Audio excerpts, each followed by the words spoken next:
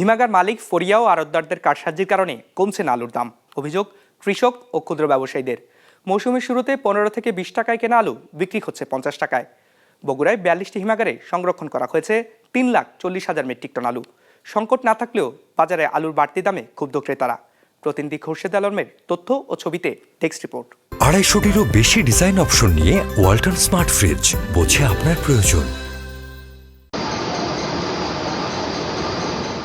আলুর বাজারে সিন্ডিকেট আছে নাকি নেই? ক্রেতাদের অভিযোগ, বাজারে পণ্যটির দামে প্রভাব না থাকায় এটি স্পষ্ট সিন্ডিকেট রয়েছে। দেশে আলু উৎপাদনের অন্যতম জেলা বগুড়া। এ জেলায় গত মৌসুমে 55,250 হেক্টর জমিতে উৎপাদন হয় 11,93,616 মেট্রিক টন আলু, যা জেলার লক্ষ্যমাত্রার চেয়ে বেশি। জেলায় 42টি হিমাগারে সংরক্ষণ করা হয় 3,40,000 মেট্রিক টন।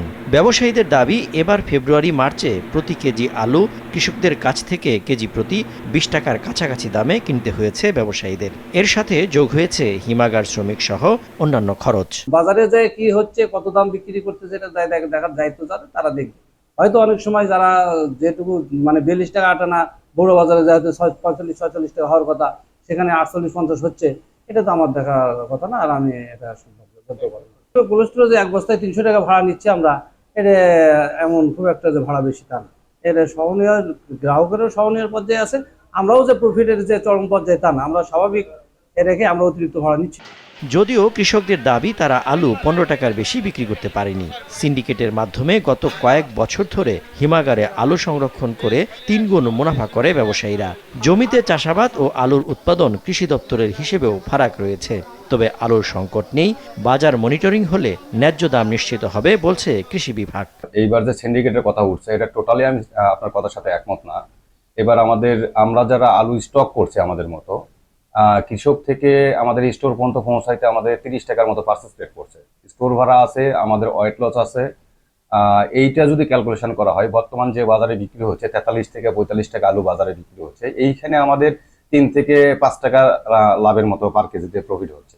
এর নিচে যদি আসে, এখানে আমাদের আবার ব্যাংক ইন্টারেস্ট আছে। আমরা যদি সম্মিলিত বাজার মনিটরিং সম্মিলিতভাবে এটি যদি করতে পারি, এবং যারা এই আলু ব্যবসার সাথে জড়িত, এখন আমাদের কৃষক ভাইদের কাছে কিন্তু আলু আছে শুধু, সেটা তাদের বীজ আলু যেটা সেটি, আর যেটি বাজারে খাবার আলু হিসেবে বিক্রি হবে, এটি কিন্তু অনেকটাই এখন ব্যবসায়ী রাখে।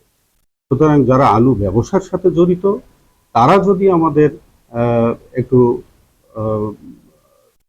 অতি লাভের দিকে তারা যদি ঝুঁকে না পড়েন, তো আমরা আশা করছি যে আলু আমাদের এখন আছে, এই আলু দিয়ে আমাদের আগামী নতুন মৌসুম শুরু হওয়া পর্যন্ত আমরা সরবরাহ মোকাবেলা করতে সক্ষম হব।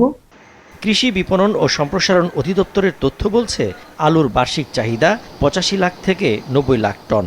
মৌসুমে আলু উৎপাদন হয়েছে 1,10,00,000 টনের কাছাকাছি। এই হিসেবে চাহিদার বিপরীতে প্রায় 20 লাখ টনের মতো উদ্বৃত্ত হওয়ার কথা। কৃষকদের অভিযোগ, কারসাজির কারণে এবার ন্যায্য দামে আলু কিনতে পারেনি ক্রেতারা।